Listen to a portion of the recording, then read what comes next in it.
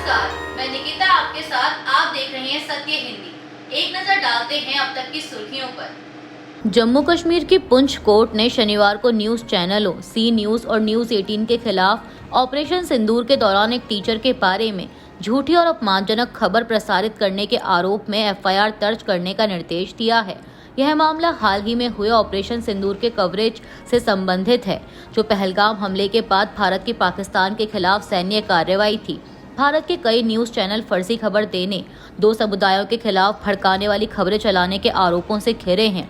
Bar and bench की खबर के मुताबिक शिकायतकर्ता ने कोर्ट में आरोप लगाया कि इन चैनलों ने 7 मई को पाकिस्तानी गोलीबारी में मारे गए एक स्थानीय टीचर कारी मोहम्मद इकबाल को गलत तरीके से पाकिस्तानी आतंकवादी के रूप में पेश किया।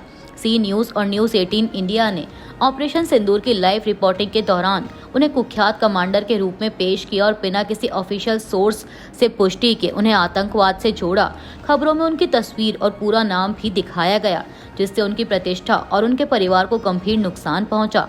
बाद में सच्चाई सामने आने पर इन चैनलों ने अपनी कवरेज वापस ले ली, लेकिन तब तक नुकसान हो चुका था।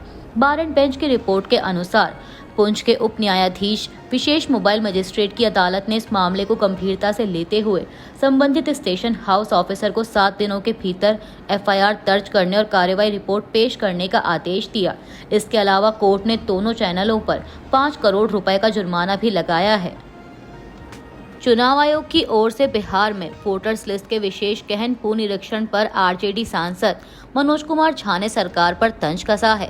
उन्होंने न्यूज एजेंसी एएनआई से बात करते हुए कहा कि जो 37% लोगों को जन्म प्रमाण पत्र दिखाना होगा, वह अधिकतर वैसे लोग हैं जो पलायन करके रह रहे हैं। मनोज कुमार झा ने कहा कि ये साल में 3-4 बार घर आते हैं, इनमें गरीब हैं, दलित, पिछड़े और मुसलमान हैं। आप इन्हें इस प्रक्रिया के तहत खारिज करना चाहते हैं, क्योंकि जो पार्टी अभी केंद्र की सत्ता में है उसके सर्वे उसको डरा रहे हैं। इससे पहले टीएमसी नेता टेरेक ओब्रायन ने कहा था कि हमारे पास सबूत हैं कि बंगाल के लिए भाजपा के ताज़ा आंतरिक सर्वेक्षण से पता चला है कि बीजेपी को बंगाल विधानसभा चुनावों में 46 से 49 सीटें मिलेंगी। इसीलिए अभी ये अचानक किया जा रहा है। हताशा में इस तरह का कदम उठाया जा रहा है। आरजेडी सांसद मनोज कुमार झा ने आगे कहा कि मैं तो सिर्फ ये कहूँगा कि माननीय चुनाव आयोग, आपका काम है निष्पक्ष और स्वतंत्र चुनाव करना। ये खोखले शब्द नहीं हैं, हर का विश्वास जीतना पड़ता है। लेकिन माफ़ी के साथ कहता हूँ कि दिन ब दिन आप अपनी विश्वसनीयता खो रहे हैं।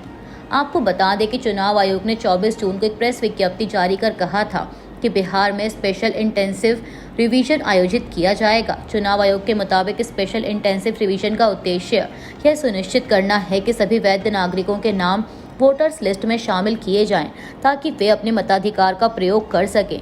कोई भी अयोग्य मतदाता वोटर्स लिस्ट में शामिल ना हो और मतदाता सूची में मतदाताओं के नाम जोड़ने या हटाने की प्रक्रिया में पूरी पारदर्शिता लाई जा सके।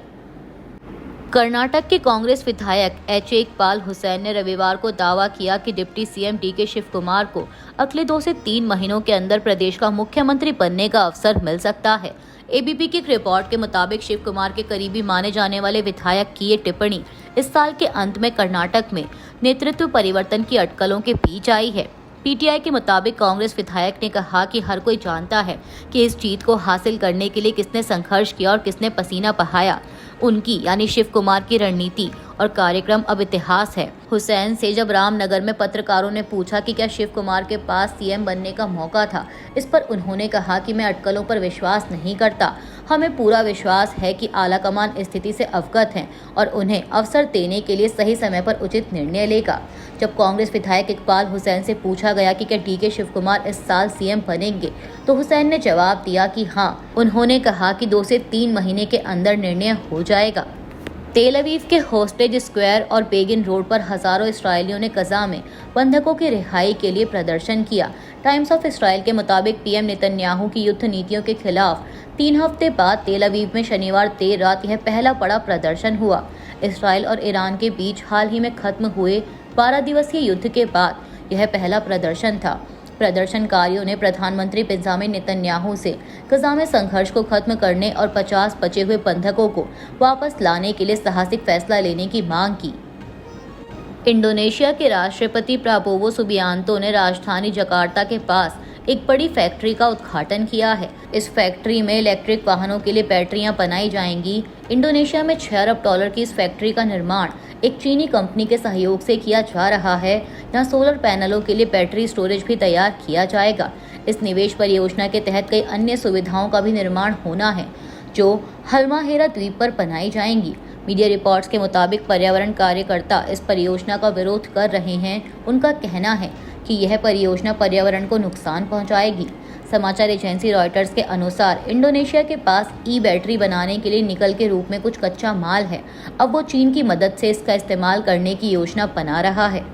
ओडिशा के पुरी में श्री गुंडीचा मंदिर के पास हुई भगदड़ पर लोकसभा में नेता प्रतिपक्ष राहुल गांधी ने कहा है कि यह त्रासदी एक गंभीर चेतावनी है। इस हादसे में 2 महिलाओं समेत 3 लोगों की मौत हो गई है, जबकि 6 लोग घायल हैं। राहुल गांधी ने सोशल मीडिया प्लेटफॉर्म एक्स पर लिखा कि पुरी में रथ यात्रा के दौरान हुई भगदड़ की घटना अत्यंत दुखद है। शोक संतप्त परिवारों के प्रति मेरी गहरी संवेदना और घायल श्रद्धालुओं के शीघ्र स्वस्थ होने की आशा करता हूं। साथ ही उन्होंने ओडिशा सरकार से राहत कार्यों में तेजी लाने की अपील की और कांग्रेस कार्यकर्ताओं से आग्रह किया है कि वो इसमें हर संभव मदद करें। राहुल गांधी ने लिखा कि यह त्रासदी एक गंभीर चेतावनी है। ऐसे बड़े आयोजनों में सुरक्षा व्यवस्था और भीड़ प्रबंधन की तैयारियों की गंभीरता से तैयारी और समीक्षा होनी चाहिए। जीवन की रक्षा सर्वोपरि है और इस जिम्मेदारी में कोई चूक स्वीकार्य नहीं है। पूरी रथ यात्रा भगदड़ के बाद ओडिशा सरकार ने सख्त एक्शन लिया। मोहन मांझी सरकार ने पुरी के जिला कलेक्टर और एसपी का ट्रांसफर कर दिया और टीसीपी विष्णुपति और कमांडेंट अजय पाधी को ड्यूटी में लापरवाही के लिए सस्पेंड कर दिया है।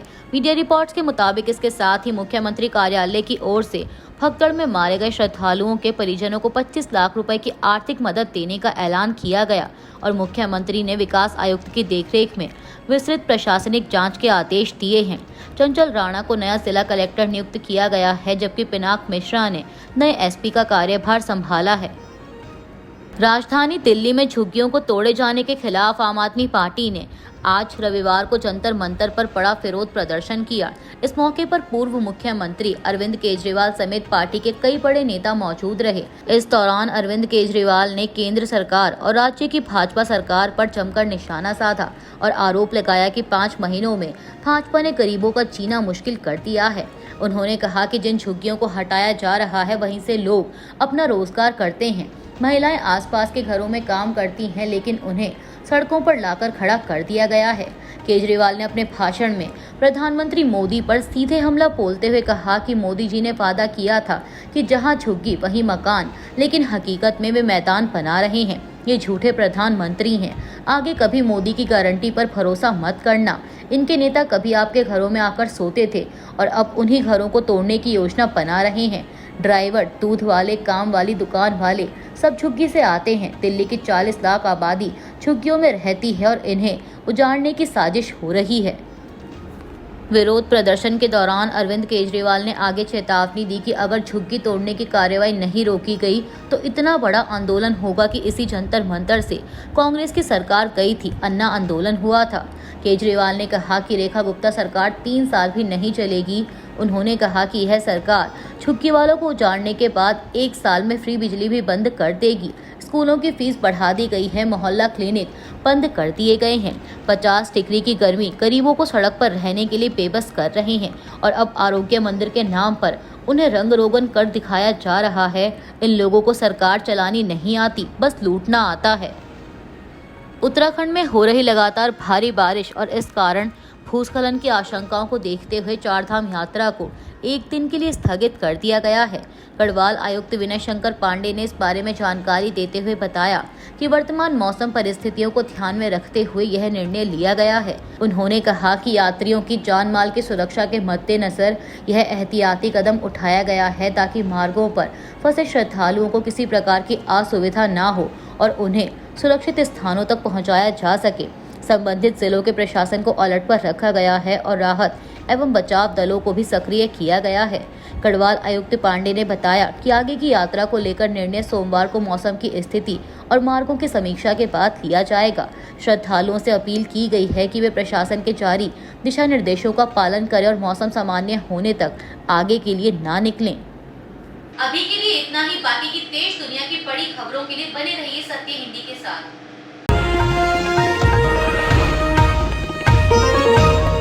Copyright disclaimer under Section 107 of the Copyright Act 1976. Allowance is made for fair use for purposes such as criticism, comment, news reporting, scholarship, and research.